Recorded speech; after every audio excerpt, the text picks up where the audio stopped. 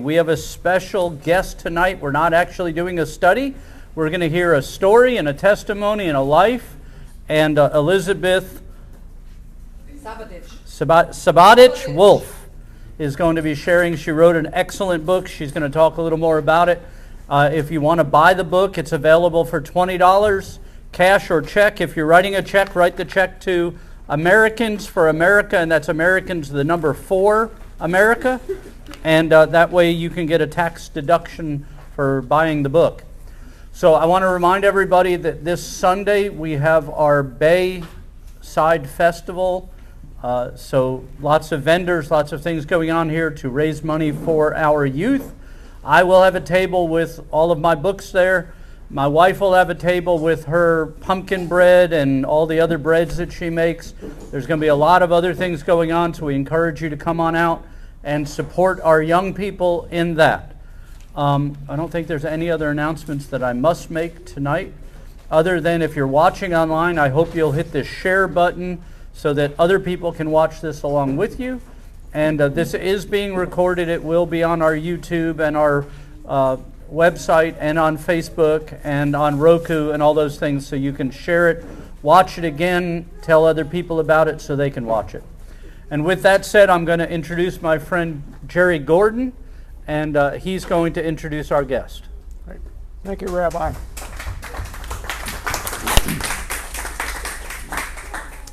I am, in fact, Jerry Gordon. I had been at your wonderful, worthy congregation and go back a ways in the wars, fighting for justice with Rabbi regarding support for Israel in another war back in 2014. But my friend who's come all the way from Austria to do this is a remarkable person. I've known tonight's speaker, Elisabeth Sabaditsch-Wolff, for 13 years. I wrote, published articles about her courageous exploits, but never in person met her until today. We've seen each other on WhatsApp, email, but never had met. So it's a great reunion.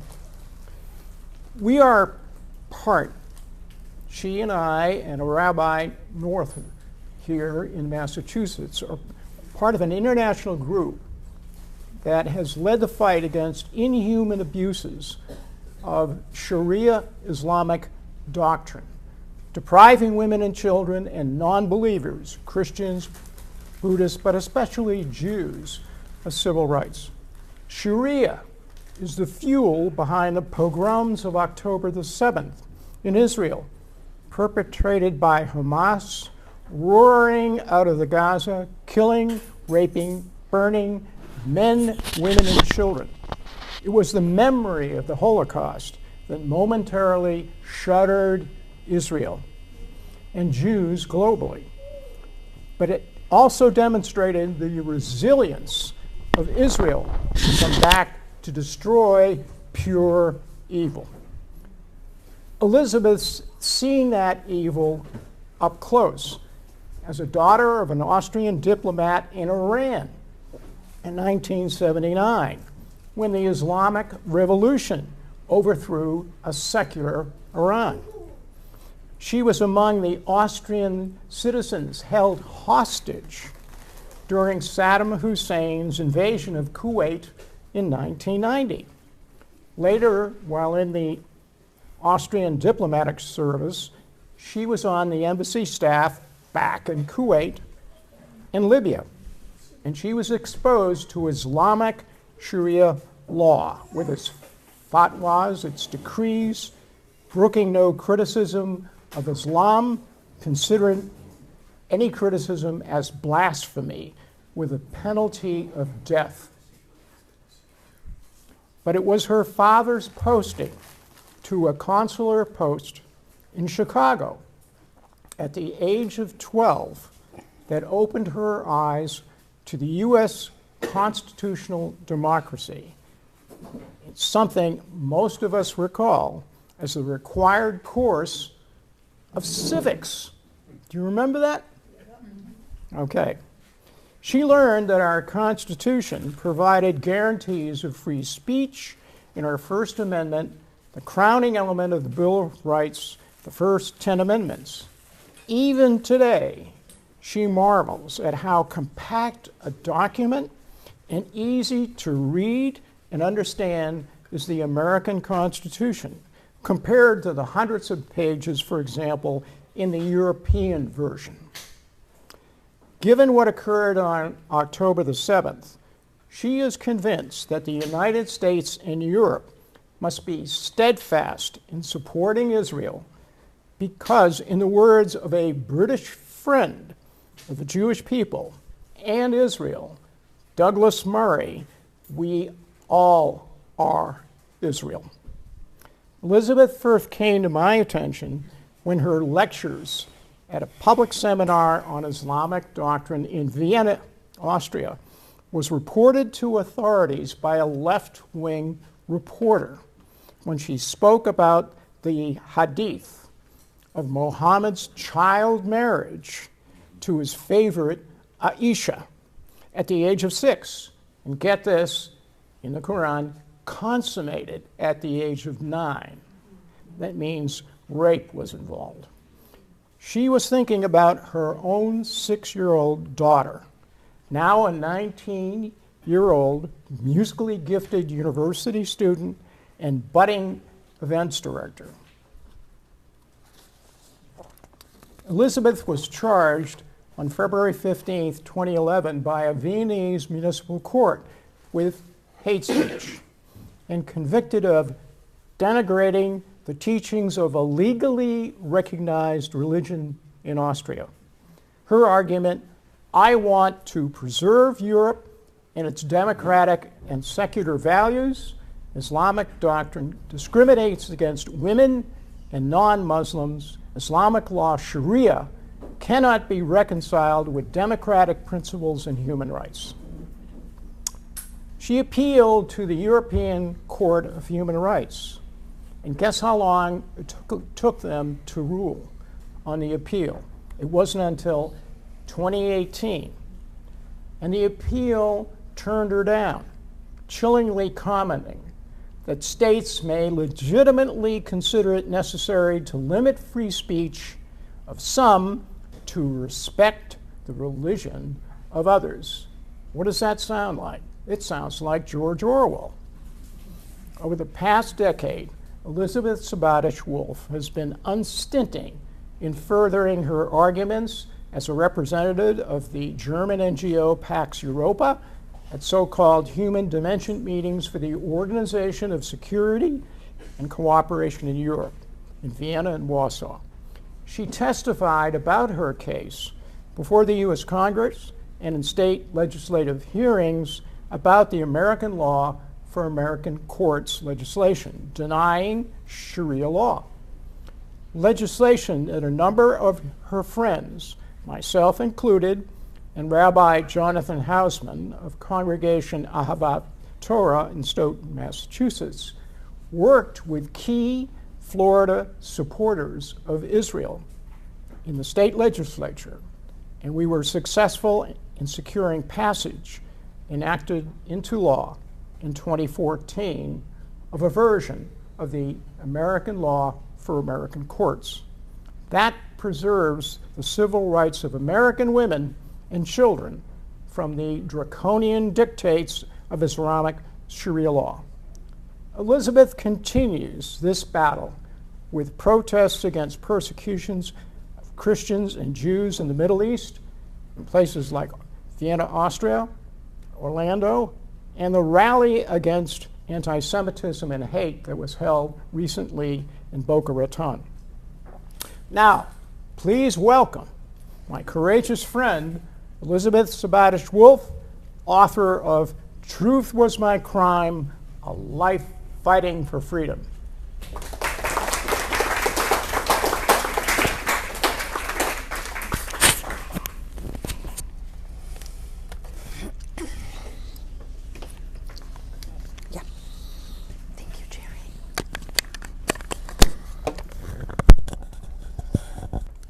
So, hang on a second. You know, as I'm getting older, I need more and more notes. That's part of getting older, I suppose. Thank you, Jerry, for this wonderful, moving, touching introduction. It was so great to finally meet you and your lovely wife, Jean, today, after so many years. Oops, sorry about that. Thank you to Rabbi Eric for hosting me tonight. I know it takes a lot of courage to host people like me who are so full of hatred, i.e. love of Israel and freedom and free speech and the U.S. Constitution. Thank you for that courage. Thank you also to the wonderful ladies who prepared the meal. I loved the chicken soup. I was looking forward to it all afternoon. And thank you to all of you who came out tonight. And I respect that immensely, because I know that you could be doing so many different things and not listen to this Austrian gal talking about her experiences all over the world. And finally, a very warm welcome to everyone who is with us online today. Thank you for joining us. And stay with us. Don't go away, because I won't let these folks go away. They're staying here. So, Jerry also already outlined most of my life. I can actually go home now, right? No, that would be boring. I came here to tell you about my life, about why I am who I am.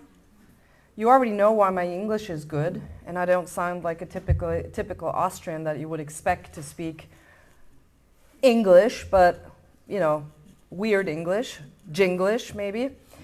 But I also want to tell you about my love for America, and then give you a few bullet points of what you can do, because it's not all bad.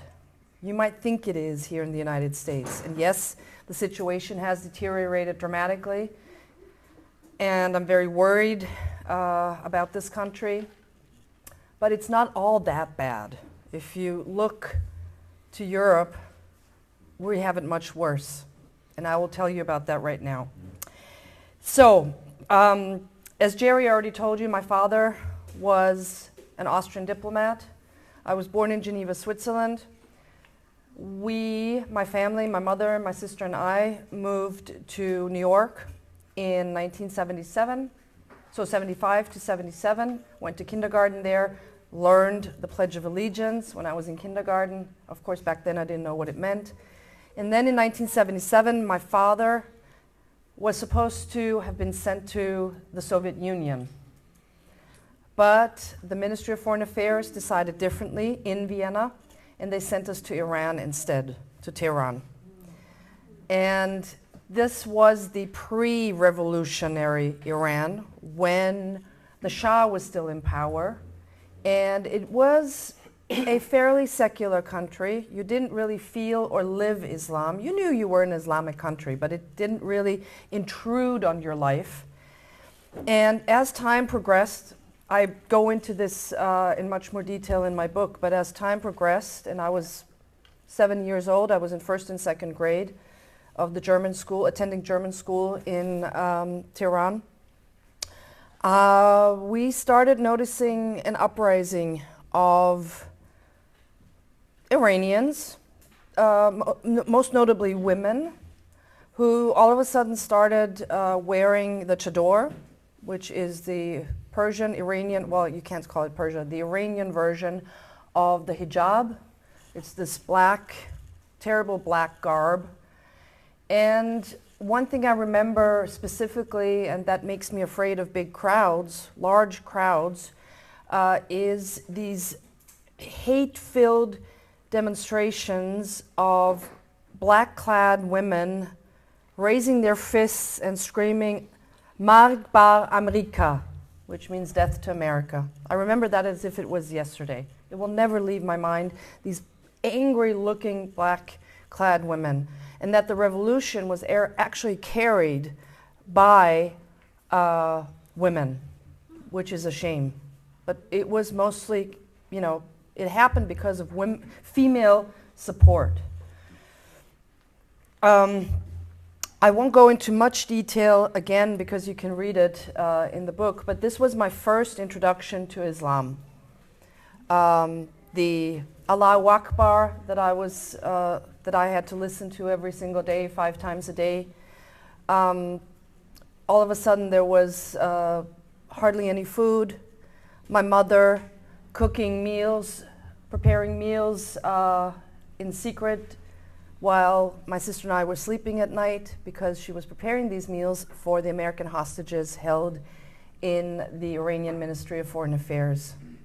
Bruce Langan, for instance, was one diplomat held there, and you will find in the book a facsimile of a painting dedicated to me, and he is a beautiful watercolor painting in which he wrote, for Elisabeth, this is what I think Austria looks like. I hope to see Austria one of these days.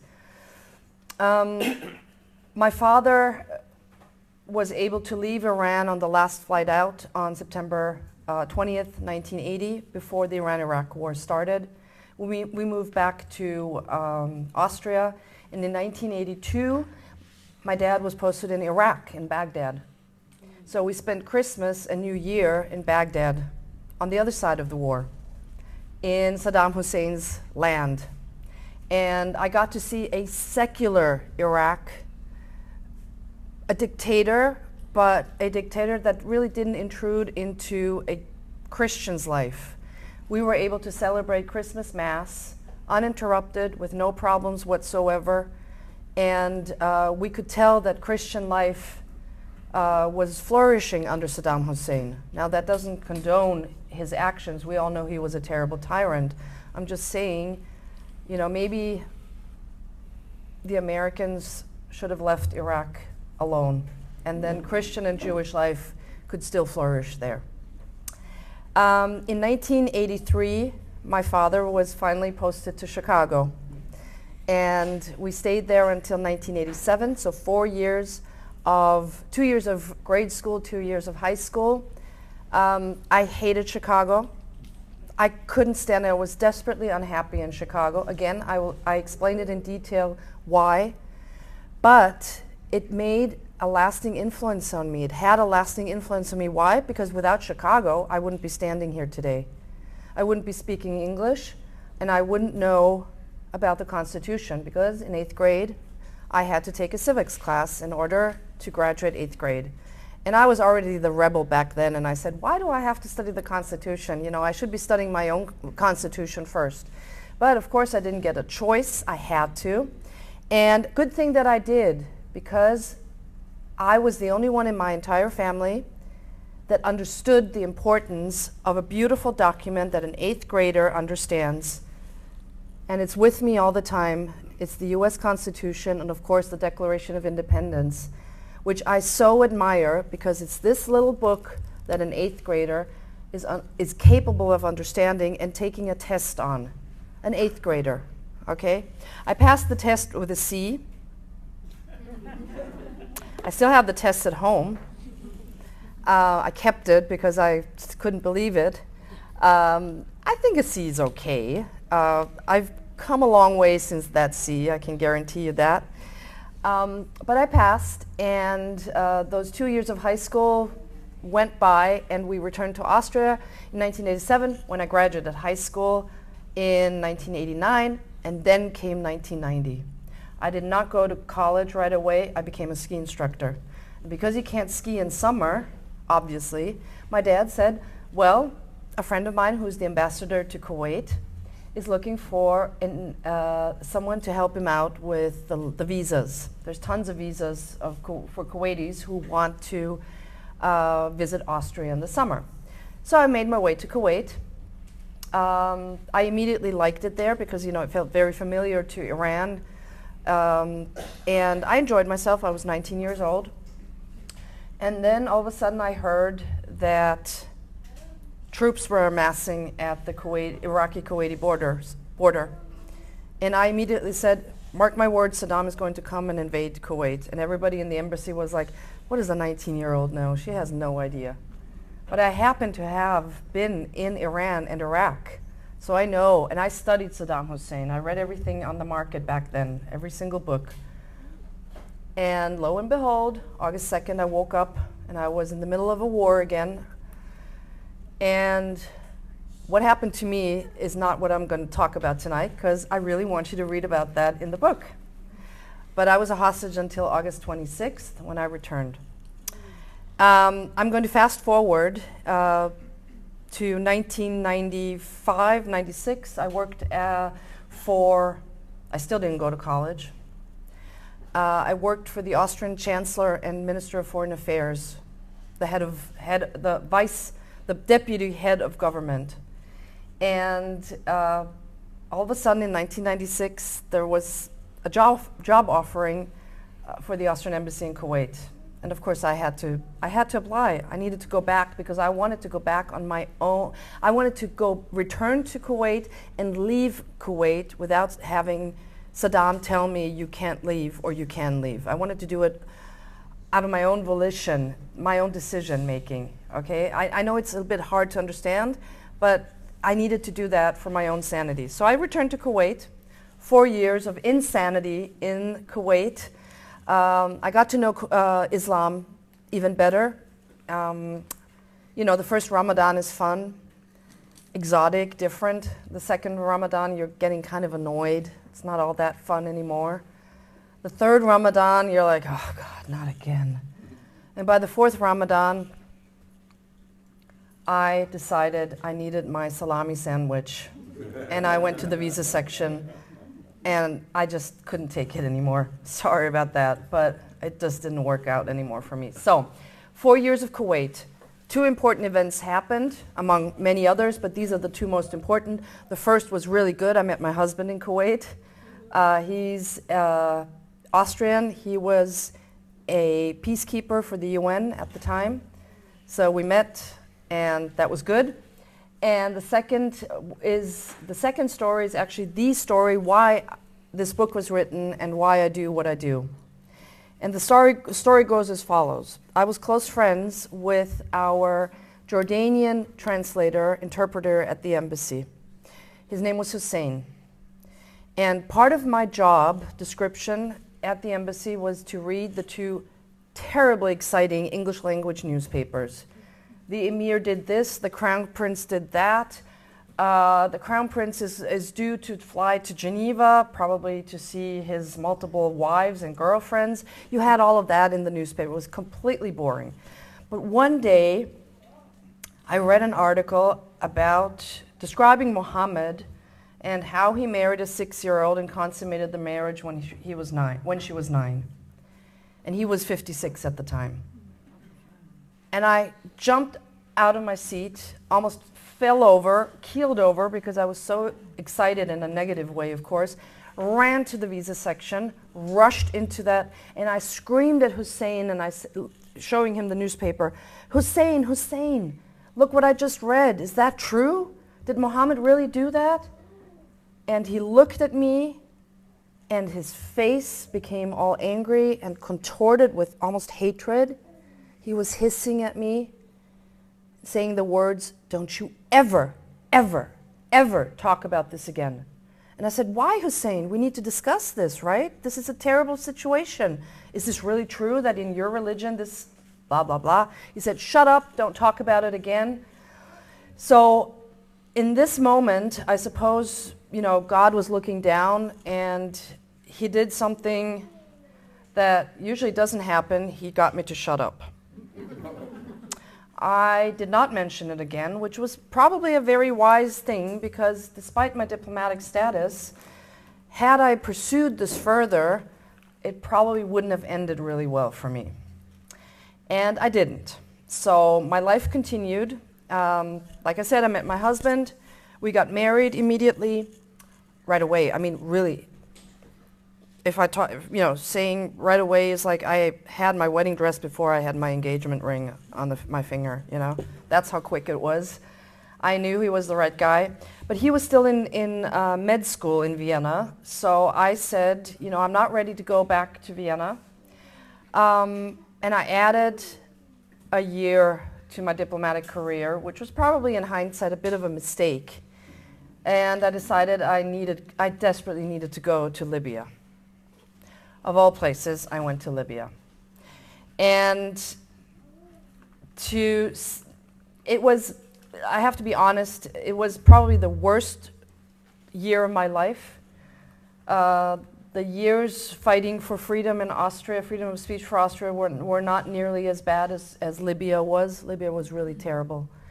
Terribly boring, nothing to do, absolutely nothing. No theater, no shopping mall, no movie theater, nothing. You couldn't even work out. Not that I would have done it anyway, but you know, I may have become desperate and started, but there was nothing to do, really. And again, I won't go into detail, but I decided after a year it was time to go home. But that was after September 11th, because I was in Libya. Is that 35 minutes already? No, you have 35 minutes. Okay. No, I wanted after 35 minutes. Oh, okay. After 35 Okay, minutes. I didn't Okay. follow. What did I want to say? I said Libya. 9/11. I was in Libya. My Libyan landlord stormed into my apartment screaming, "The Jews did it! The Jews did it!" Yeah, I don't want to repeat the rest. Well, I calmly said to him, "Mr. Sassi, I don't think it was the Jews. I'm pretty certain. You might just want to, get out of my apartment. You're not supposed to be here." So I returned to Austria with my husband. He finished med school. I finished my degree in diplomatic and strategic studies. We had our beautiful daughter in 2004, and in 2007, I came across a book called The Misery of Islam, telling the story of Islam in using only sources from Islamic sources, okay? So none of this Western civilizational hatred for Islam. No, it was Islam's own sources. Scared me to death. But fear is not really good for you. Nothing comes out of fear. You can be afraid for a few minutes, but then you really have to start, you need to get everything together and start doing something. And that's what I did. I started devouring every single book. I read Robert Spencer, I read Bat Ye'or, I read Karen Armstrong, The Apologist. Don't keel over, Jerry. I did read her. I read basically Pamela Geller, everything. So I got an education in Islam. But I also reached out to Americans, and I started reporting about what I saw in Austria, how Austrian society had changed after the Bosnian War, and Austria welcoming many, many Bosnian Muslim refugees. And I was shocked to see how it had changed. It was on its way to a Islamic society. Little did I know that this was just the very beginning, and things would be much worse later. And then the Austrian Freedom Party, a right-wing party, the only party interested in Islam at the time, in 2008, commissioned me for lectures, 3 4-hour lectures, 12 in total, talking about Islam and what it does to Western, European, secular societies. So that's what I did. My seminars the lectures became very popular. More and more people attended them. I did them over the course of 3 semesters, and I had a sizable crowd listening to me. And unbeknownst to me, a young leftist journalist a young lady, made a surreptitious recording of those 12 hours, made a transcript, and went to the public prosecutor's office, and the public prosecutor immediately pressed charges for hate speech. In November of 2009, this trial began, and it became very clear from listening to the tapes that there was absolutely no hate speech. And I mean, Jerry really has known me for a long time. I don't think I engage in hate speech. Whatever hate speech means, by the way, because there's no real definition. But what the judge then did, she added, on her own discretion, during the proceedings, a new charge, which was denigration of religious teachings of a legally recognized religion in Austria. Now, this is a completely alien concept to Americans and basically the entire world, because Austria is the only country that has this legally recognized religion. There is a whole essay in the book explaining the situation.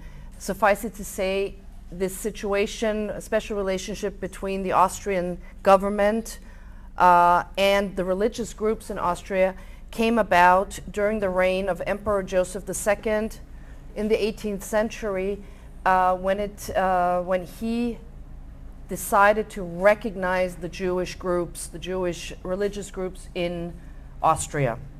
But you can read about that in more detail. I'm not going to go into this further. So I knew I was going to be found guilty for sure, and so it came. The judge argued that, of course, there was no hate speech, but I was guilty of denigration of religious teachings because I said the following horrific sentence. It was actually it was taken out of context, and she misunderstood me on purpose. I know, and I knew back then, that by law you're not allowed to call Muhammad a pedophile. He is a pedophile. I can say it here, because I'm in America. By today's standards, most people would argue that marrying a 6-year-old and consummating the marriage when the girl is 9 is pedophilia. I respect Austrian law, though I strongly disagree with Austrian law that you cannot call it that. My beef was, if we can't call it pedophilia, what do we call it? What do we call this behavior? We have to find a name. We have to be able to call a spade a spade. And the judge disagreed, and she said it wasn't pedophilia, it couldn't have been pedophilia, because Aisha stayed with Muhammad until she was 18, when he died. She was 18 when he died, so it couldn't have been pedophilia. We immediately, my lawyer and I immediately, appealed. And the appeals court upheld the verdict and said, it gets more ludicrous every time. The appeals court said, it's factually and historically true that Muhammad did what he did, but you can't call it pedophilia because it's an excess of opinion. An excess of opinion. That's what she called it, what the appeals judge called it. We appealed again, went all the way up to the Supreme Court. We lost, and the Supreme Court said, this needs to be taken up by the European Court of Human Rights, which is not a European Union court, but a court for the Council of Europe area, which includes all of Europe, but also freedom-loving countries like Tajikistan and Uzbekistan and Azerbaijan. So you know where this goes, right? The court accepted my petition, and it took the court 6 years to decide. And of course, the verdict was upheld. And the court said, as Jerry already mentioned, my right to free speech weighs less than a Muslim's right not to be offended. This is now law. This is case law in Europe. I'm just saying. I'm very sorry about that. It broke my heart. It ended my speaking out in Europe. I no longer speak publicly in Europe. And what I did is I set my sight on the United States, because the United States is increasingly becoming ground zero for a total war on free expression and the First Amendment. And that nowadays self-evident truths are subjective, individual versions of the truth. And this has got to stop. And that's why I'm here, because I need to tell you, you need to put a stop to that, an end to that. I can't do it much. I'm not an American. What I can do is I can stand by your side. I can support you, but I can't do it. I'm not an American citizen. Before I go on, I also want to tell you, talk to you about my personal definition of freedom. It's not to do as you please, because that would mean anarchy. I am a great admirer of my fellow Austrian, Friedrich Hayek. You may know who he is. Some of you at least may know who he is. And he said, freedom is order through law. And that means that we do not have the absolute liberty to do as we please. We recognize the necessity of law and morality to ensure human interaction is cooperative and orderly. And that's what I firmly believe. I don't believe in anarchy. And this is actually where, we need laws. We have, for the most part, both in the United States and in Europe, we have very good laws. They're just not applied. They're either not applied or not applied properly, or the judges destroy these laws. And they misapply them. And that's why we're in the situation we're in. Let me quickly also give you an update. Germany is once again descending into a totalitarian situation. Germany today reminds many people of Germany 1933, and I'm very sorry to say that. Of course, it's the Jews being attacked again, the anti-Semitism that is rising both in Germany and in Austria and many other countries. But let me also tell you that the anti-Semitism is not so much from the political right. As a matter of fact, it's very little from the very fringes of the political right. The anti-Semitism comes from Muslim immigrants. And we all know that Muslims carry with them the Quran. And we also know that the Quran exhibits a very deep hatred for the Saturday people and the Sunday people. Because it's always, devout Muslims like to say first the Saturday people and then the Sunday people. So we're in this together, you and me. I'm not Jewish, I'm Christian, but we're in this together. And it doesn't matter whether we're Saturday people or Sunday people. We're in this together and we need to fight together. So with respect to Germany, I'll give you an update of basically breaking news out of Germany. I mean, it's been a week or so, or 2 weeks, but you probably haven't heard what's going on in Germany. One man that I really admire is the former leader of the Office of the Protection for the Office of the Protection of the German Constitution. His name is Hans-Georg Maaßen, and he says very, very wise words. He says the divide we see today is not between good and evil, left and right, but between those who deliberately advocate a neo-socialist society that potentially slides into totalitarianism and in which people are told how to live, speak, work, and heat their homes, and those who opt for freedom, the rule of law, and the basic order of the Constitution. I know on which side I will be found, and I think I know where you're found. Let me also remind you, since you're in today's Super Tuesday, so I hope you all went and voted. No, when are you supposed to vote? Next week, okay, because my hosts in Orlando voted yesterday. But anyway, because you're all, there's an election campaign going on, as we all know.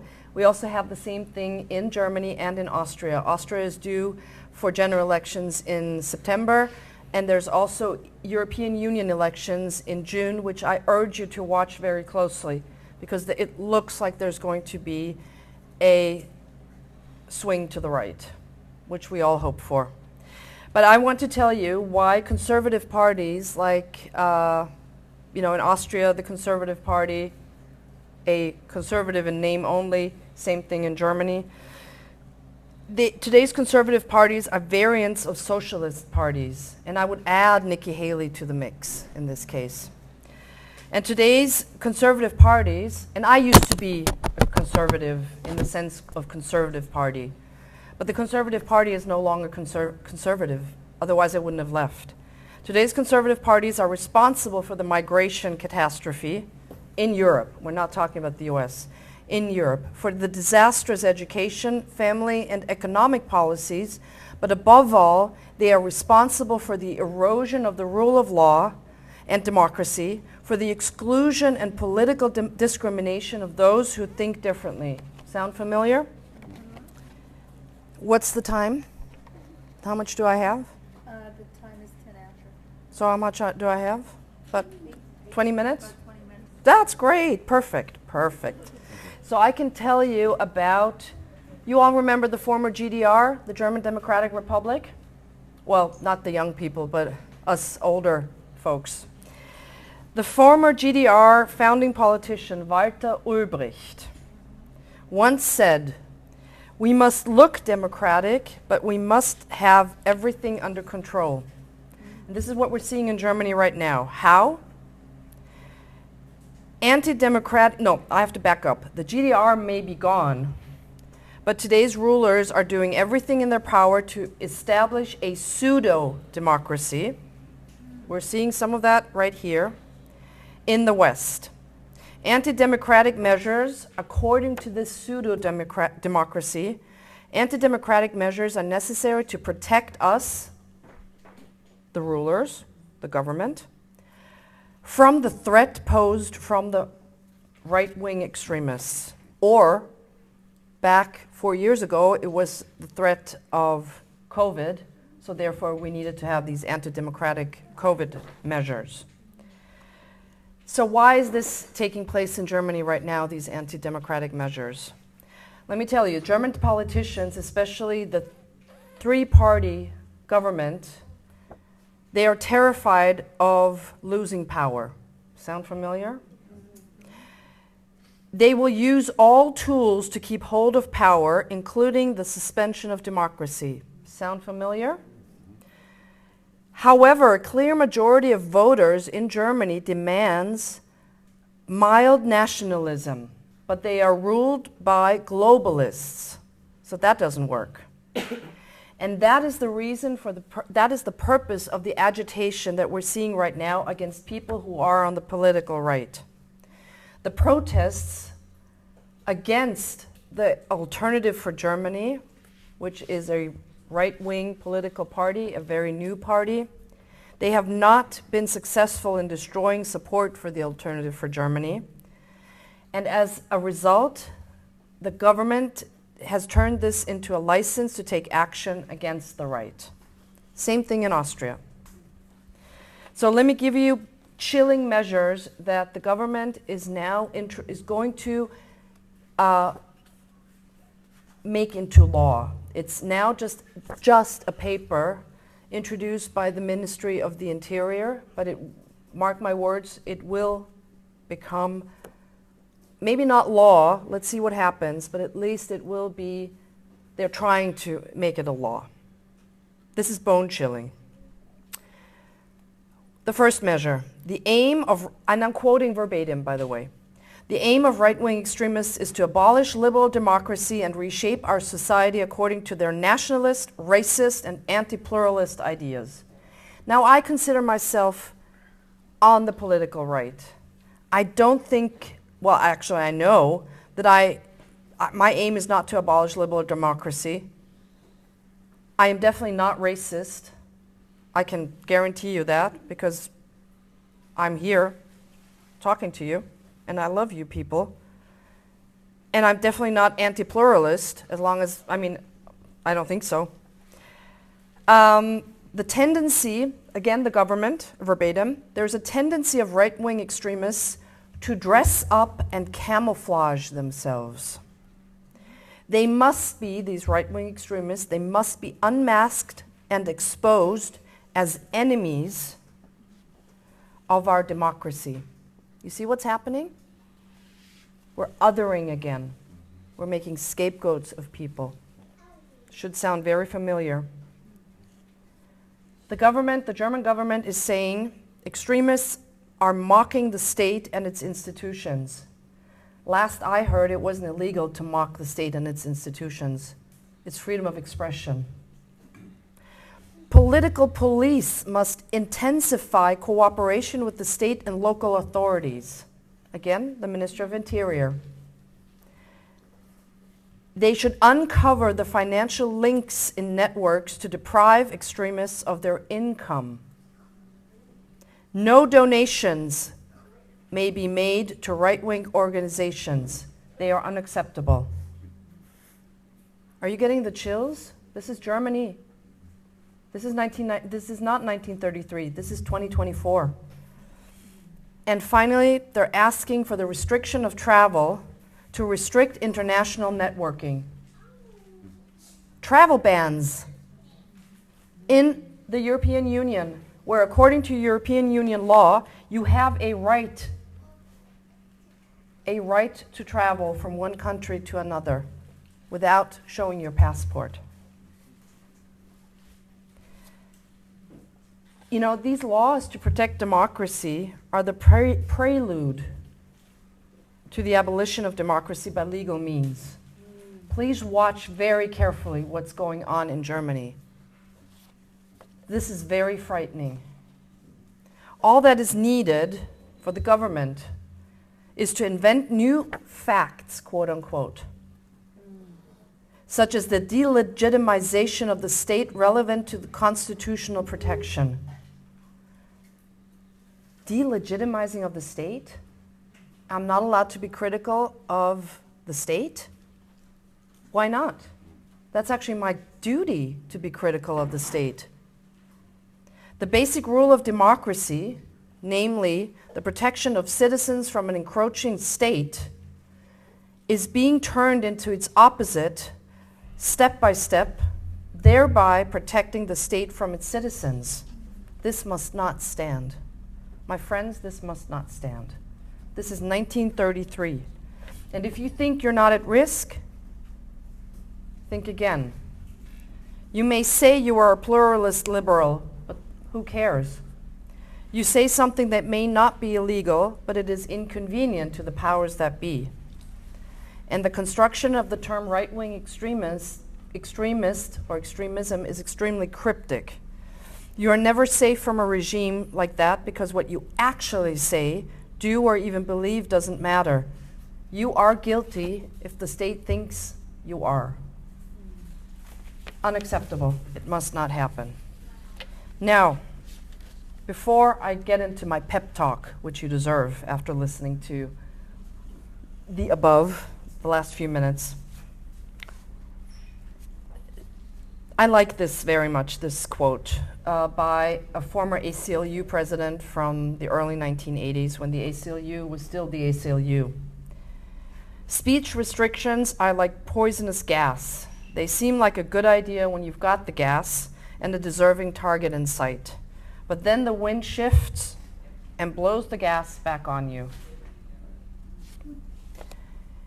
And to remind you, the true test of one's commitment to free speech is the following. And I said that immediately after October 7th. That was my first thought after praying for these victims of these horrific crimes, whatever you want to. Oh.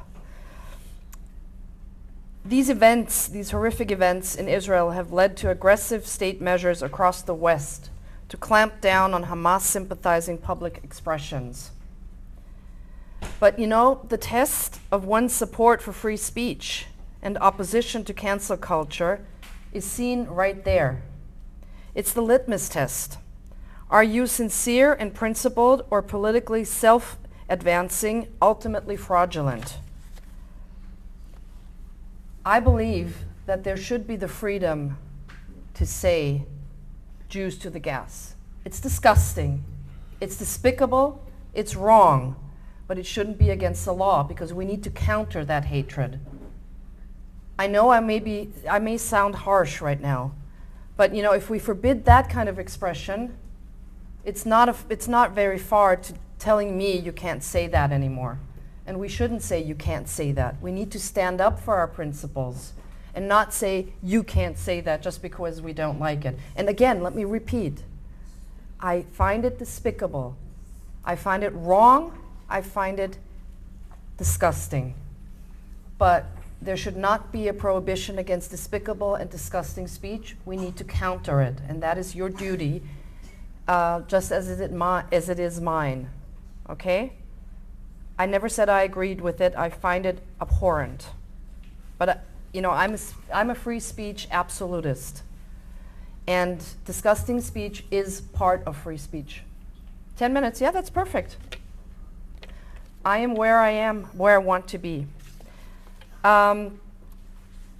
Free speech must be protected and defended. The free speech commitments matter most when our opponents and enemies are attacked.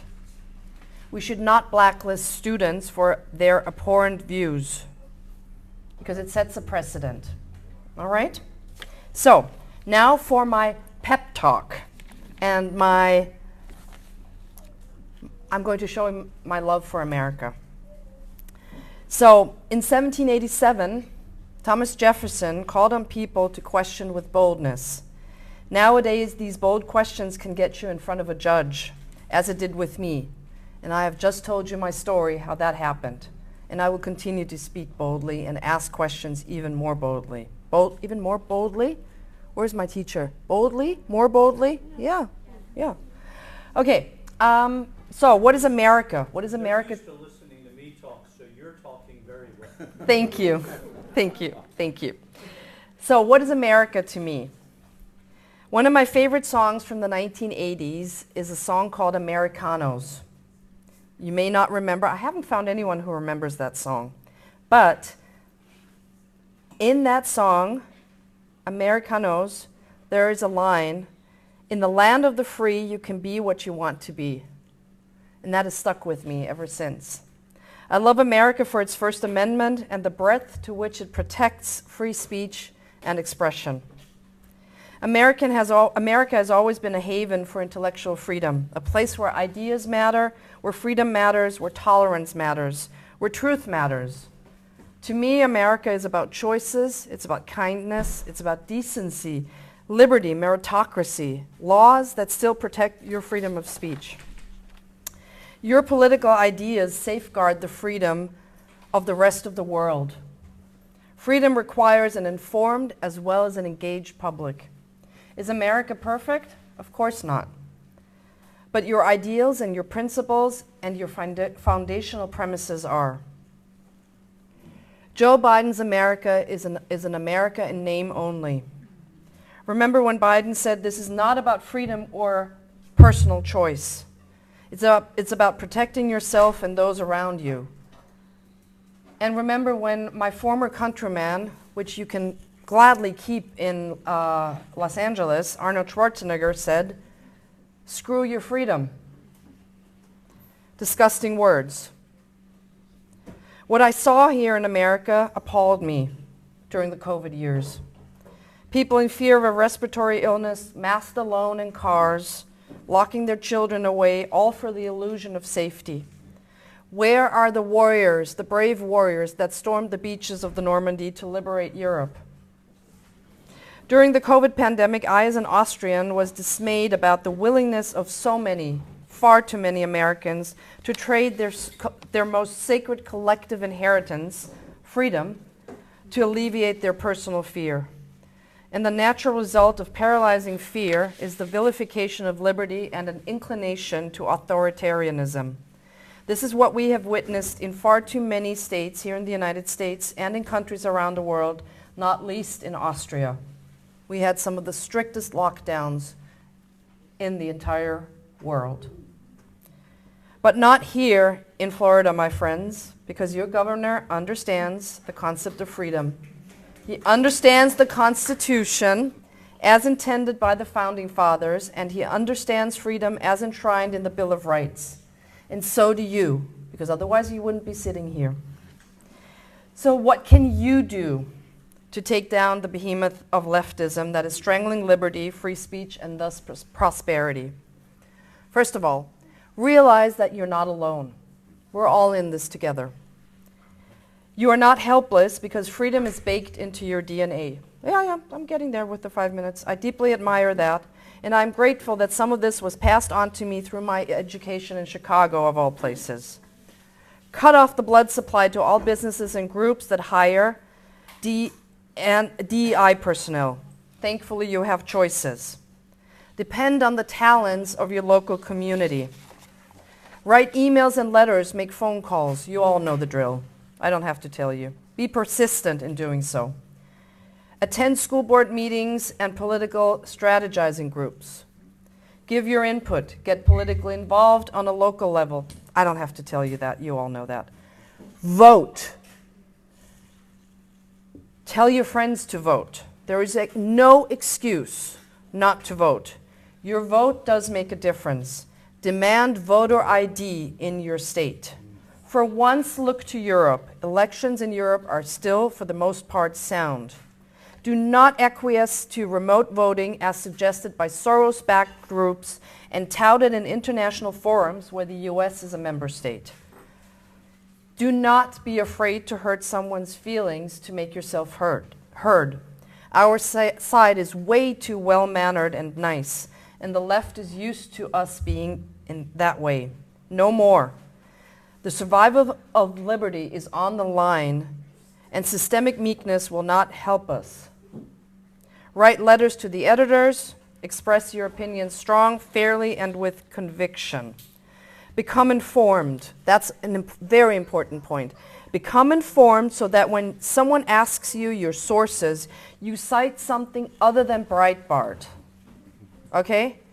That's very important because, don't embarrass yourself. Find additional sources to back up your claims. Everything I told you tonight, or I'm telling you tonight, I can back up with sources. You will find some of the sources in my book too. Ignore government propaganda. Dare to question, dare to disbelieve. Be an independent critical thinker. And finally, I think that's the most important, don't be an American in name only. Be American. Freedom of speech is the ultimate test of totalitarianism. The spirit of totalitarianism includes a strong enmity towards those who disagree, as we can see in Germany right now. In the US, there is now the prospect of being accused of spreading dis, or malinformation and being labeled MAGA, which will then translate into insurrectionist and finally domestic terrorist. The increasingly vicious and irrational rhetoric intentionally foments hatred and fear toward the demonized group. Your laws, I'm finishing up. Your laws, your morals, your views about life, family, and justice have been under attack for the last 4 decades. Your basic freedoms of speech and religion are also under attack. The Republic, my friends, may be imperiled, but I firmly believe it is not finished. I have not seen the white flag waved by patriots like you. You all wave red, white, and blue. What I see is the righteous indignation and a warrior spirit. Never forget the War of Independence when the American David defeated the British Goliath. You may have to be David again. It will be a tough fight, but you will be victorious. This free nation is not yet dead. Fight for free speech, individual sovereignty, national sovereignty, medical freedom. It is all about God, family, and national sovereignty. You know that. You need to close that border just like we do. In this land of the free and home of the brave, you must be brave to be free. Don't you ever, ever get used to freedom. It is a blessing. Treat it as one. I know what it is like not to be free, and only when you are no longer free do you realize how precious freedom is. My friends, never give up, never give in, and God bless the United States of America. Thank you so much for being here tonight.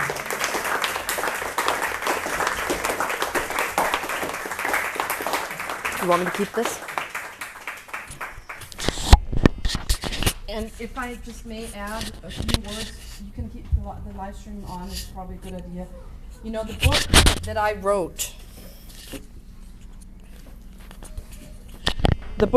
wrote, that I'm selling here tonight, Truth Was My Crime, A Life Fighting for Freedom, chronicles what I told you, of course, in more detail, but it also ensures that I am able to return, because this is the money that goes into the fund that will bring me back to the United States in the fall.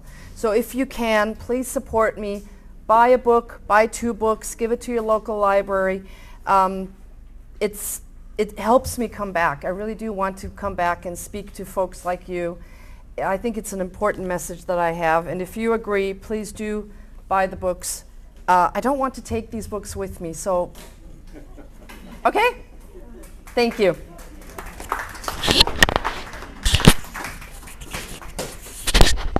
If you're watching online, there should be a link available on there that goes directly to her page, so you can order books off of there, so you don't have to drive from wherever you are to Pensacola to pick up the books tonight, because we're not going to wait on you.